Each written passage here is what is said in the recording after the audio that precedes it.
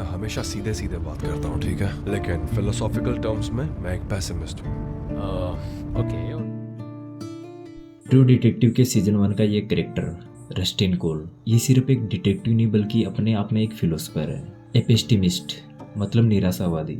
एक ऐसा आदमी जो दुनिया की सच्चाइयों को बिना फिल्टर दिखाता है, जिसके लिए लाइफ एक इल्यूजन है, लेकिन फिर भी वो अपना हर एक पल सच्चाई को ढूंढने में लगा देता है। रस्ट को फर्क नहीं पड़ता कि सामने वाले की फीलिंग क्या है, वो क्या सुनना चाहता है या फिर वो किस कंडीशन में है। उसको जो बोलना होता है वो बोल देता है, चाहे किसी को अच्छा लगे या फिर नहीं।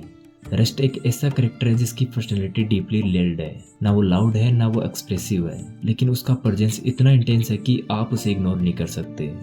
उसकी ये एक line, I think human consciousness was a tragic misstep in evolution. We became too self-aware. Nature created an aspect of nature separate from itself. We are creatures that should not exist by natural law.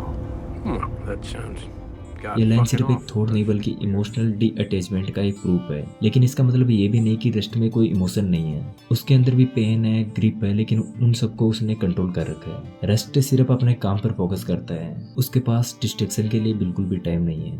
जब वो investigation करता है तो लगता है जैसे वो एक मशीन बन गया हो, हर क्ल्यू हर डिटेल उसके दिमाग में स्टोर हो जाती है। वो लोगों से ज़्यादा इस सिस्टम को समझता है। रस्ट का मानना है कि लोग अपने अस्तित्व को ज़रूरत से ज़्यादा इंपॉर्टेंस देते हैं। रस्ट का कहना है कि टाइम इज फ्लैट सर्कल। वो इस दुनिया को एक इल्यूजन की तरह देखता है, मतलब जो कुछ भी हो रहा है वो दोबारा होगा। हम सोचते हैं कि हम अपनी चॉइस से यूनिक बन जाएंगे, लेकिन रियलिटी में सब एक रिपीटेटिव सर्कल है। ये एक नाइलिस्टिक फिलोसफी है जिसमें लाइफ की मीनिंग को क्वेश्चन किया जाता है, लेकिन ये ध्यान रहे कि रस्ट ये फिलोसफी अपनी दुखी जिंदगी से बनाता है। उसने अपनी बेटी और अपनी वाइफ दोनों को खो दिया है, एंड फिर उसके बाद रस्ट ने इस दुनिया को एक कोल्ड मीनिंगलेस जगह की तरह देखना स्टार्ट कर दिया।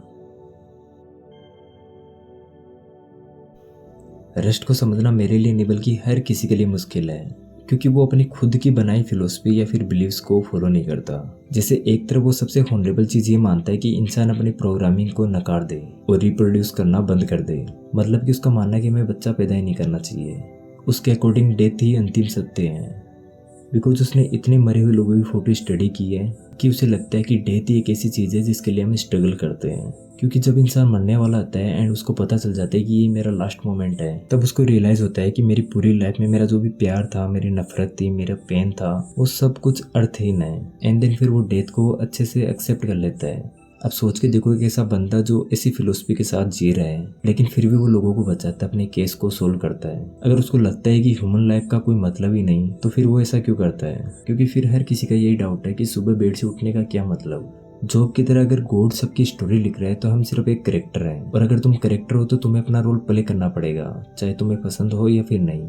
तो सबसे बड़ा क्वेश्चन ये है कि रस्ट जैसा इंसान क्या रियल लाइफ में एग्जिस्ट कर सकता है? तो मेरा ये मानना है कि बिल्कुल कर सकता है। हर वो बंदा जो होपलेस है बट उसके बावजूद भी हर रोज सुबह उठकर अपने काम पर चला जाता है, तो वही रेस्ट है। क्योंकि जब तुम्हारे पास मरने की इच्छा हो लेकिन फिर भी तुम जिंदा हो और अगर अपने काम को कर रहे हो, तो वो लाइफ एक सेक्रीफाइस बन जाती है, बस एक रोबोट की तरह बन जाती है जो रोज अपना प्रोग्राम फॉलो करता है। और शायद इसी वजह से रस्ट हीरोइक लगता है, ना आफ्टर लाइफ के लिए ना बेटर फ्यूचर के लिए, वो सिर्फ इसलिए क्योंकि स्टोरी चल रही है और तुम अपने रोल को प्ले कर रहे हो। और शायद एंड में कहीं आपके पास एक सेटिस्फाई कंक्लूजन भी हो, जो कि हो सकता है कहीं आपके सारे सफरिंग को वर्थली बना दे। What's the point of getting out of bed in the morning? I tell myself I bear witness. The real answer is that it's obviously my programming. अब शो में एक और करेक्टर है मार्टिन, जो कि rust के बिल्कुल उल्टा है। वो घर गृहस्थी वाला आदमी है। उसके लिए फैमिली, मोरलिटी और सोसाइटी ऑर्डर ही लाइफ का मीनिंग है। वो रस्ट की डार्क फिलोसफी से एग्री होता है लेकिन उसे डिसएग्री भी करता है। मार्टिन के नज़दीक इंसान गलतियां करता है, पर प्यार, ड्यूटी और रिलेशनशिप उसे इंसान बनाते हैं। इन दोनों की बातें एक तरह से फिलोसफी और रियलिटी का क्लैश है। रस्ट जो अपने फिलोसफी के ट्रूथ और डिस्पेयर में फंसा हुआ है, जबकि मार्टिन एक फ्लूइड इंसान होते हुए भी लाइफ को मैनेजेबल और मीनिंगफुल बनाने की कोशिश करता है। वैसे भी एक टाइम के बाद अगर आप अकेले हो तो सोसाइटी के लिए आप एक विलन से ज़्यादा कुछ भी नहीं हो, क्योंकि इस कंडीशन में आप लोगों के साथ रहकर भी अकेले हो।